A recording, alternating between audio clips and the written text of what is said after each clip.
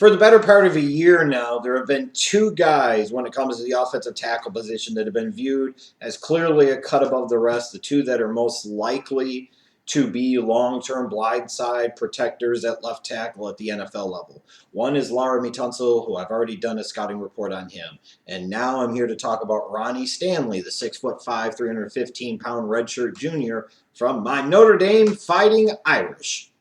He's that other dude. You know, some people thought, maybe me included, that he would have declared as a redshirt sophomore for the 2015 NFL draft. And we're a little bit surprised maybe that he didn't, but could understand in part the philosophy of wanting to go back and being a part of this year's draft class and maybe trying to get yourself from being a top 20 or top 25 pick to potentially being a top 10 or even top 5 pick. Now, when you look at Ronnie Stanley, you know, in a lot of ways, he passes the eyeball test when you watch him on film. Because when you talk about his strengths, a lot of those strengths seem to bode well for being the type of athlete, the type of blocker you want on the blind side, playing left tackle at the NFL level.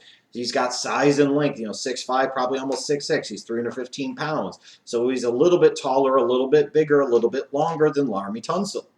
So, that's something that Ronnie Stanley has going for him naturally. It's something you can't coach. He's got size and he's got length. He's also got that great athleticism in terms of being able to move his feet and stay with edge rushers, the lateral agility, be able to stay with them, to be able to seal them off, to be able to keep them on the outside, the ability to, be able to keep up with anybody in terms of athleticism. He doesn't take a backseat to too many people as a left tackle prospect in terms of sheer athleticism.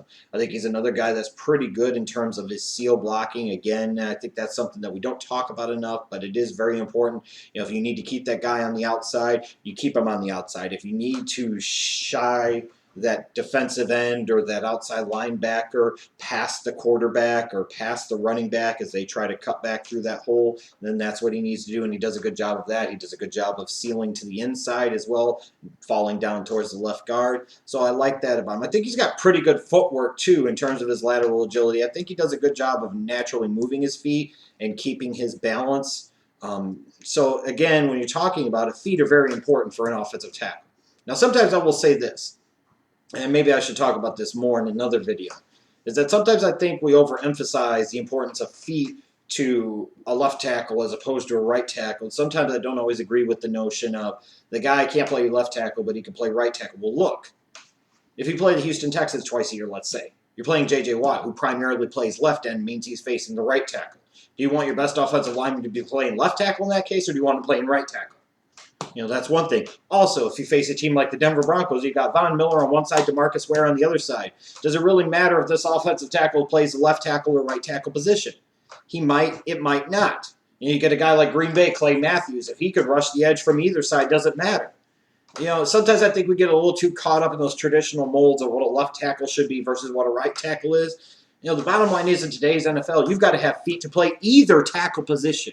But either way, no matter what, Ronnie Stanley has those feet. There's no question about it. And I think he does a good job of maintaining the edge, like I talked about, being able to seal off those edge rushers.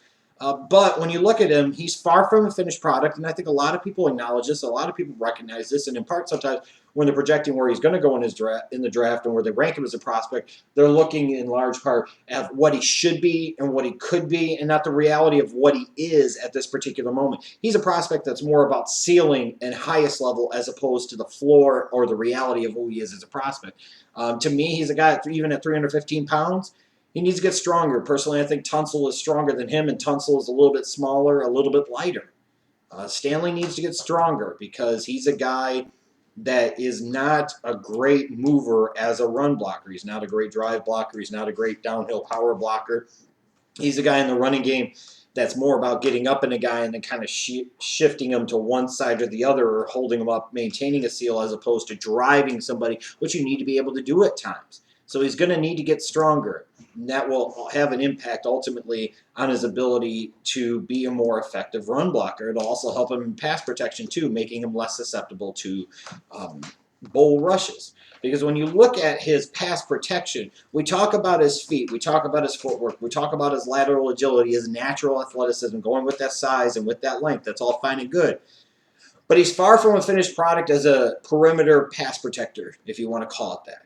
His hand level in pass protection, especially initially, is really, really poor. He puts his hands way too low. I mean, you would like to see a guy in pass protection have his hands somewhere up in here. His hands are way, where you can't even see him on the screen where I'm at. You might think that I'm jacking off right now. That's how low he keeps his hands. I mean, he keeps them down by his side. Just not good fundamentals. Because if a guy is able to get up into his body quickly with long arms, they could guide and shift and push Stanley wherever the hell they want to, completely take him out of the equation. That's not something you want out of a perimeter protector, especially out of the left tackle position. I also think this is a guy that gets way too high up in his stance too consistently. His knee bend is very, very poor on a consistent basis. And when you talk about a guy that lacks great strength, and you talk about a guy already that has questionable hand level, frankly, bad hand level.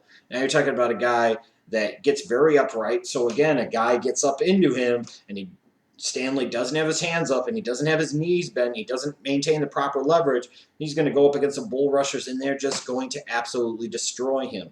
They're going to destroy him, and it's something that he really, really badly needs to work on.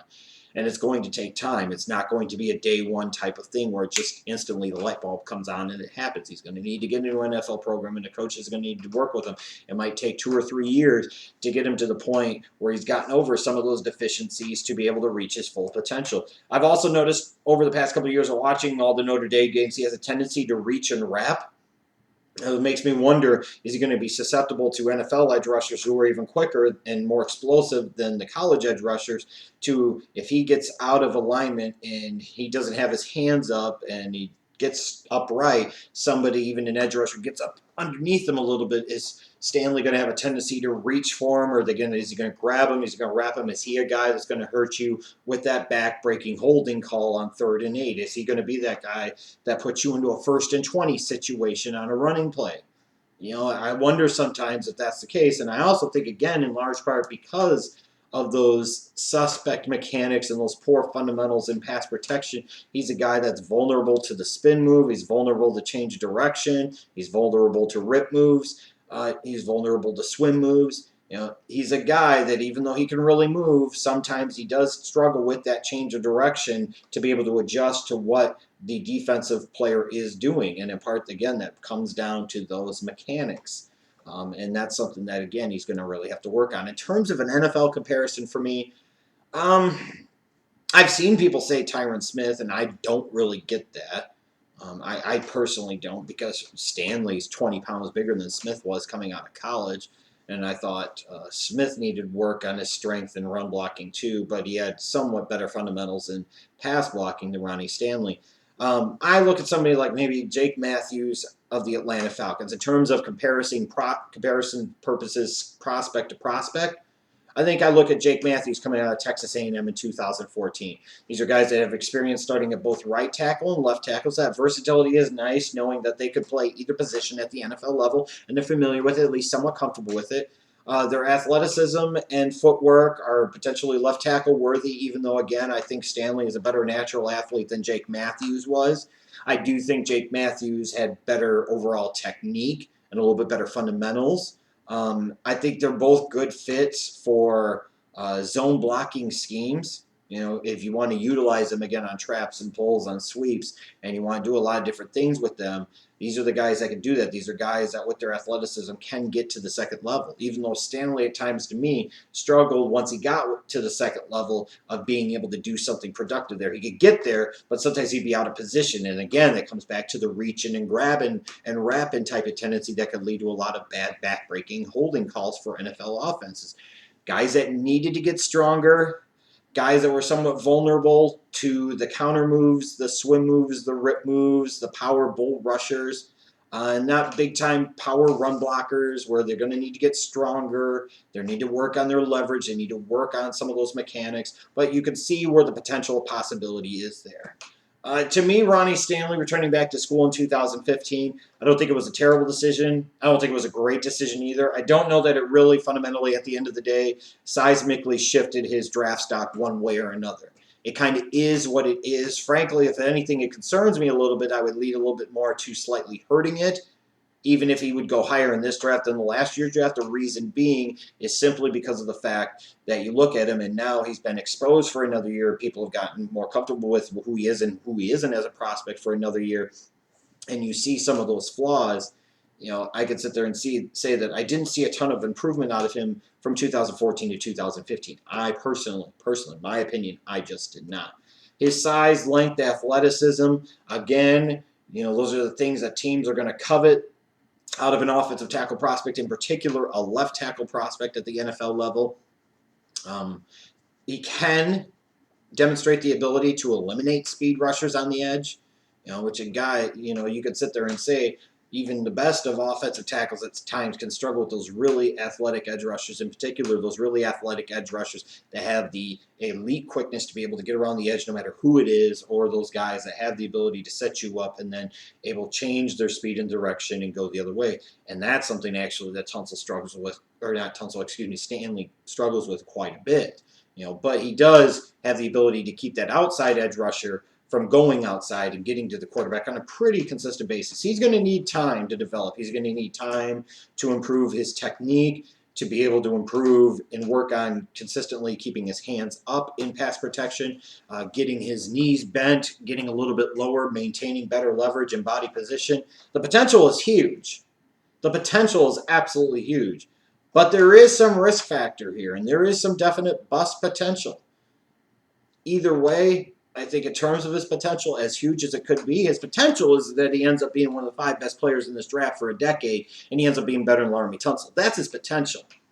But it could take a few years before he gets to that point. I think in terms of Ronnie Stanley's draft range, you're looking at really beginning probably, unless things get crazy with San Diego at number 3, probably anywhere from Jacksonville at number 5 on through to Philadelphia at number 13.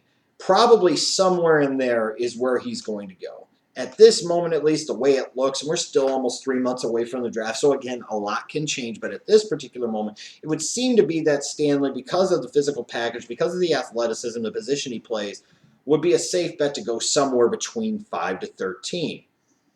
But in my opinion, I don't think he's the second best offensive tackle in this draft class. I don't.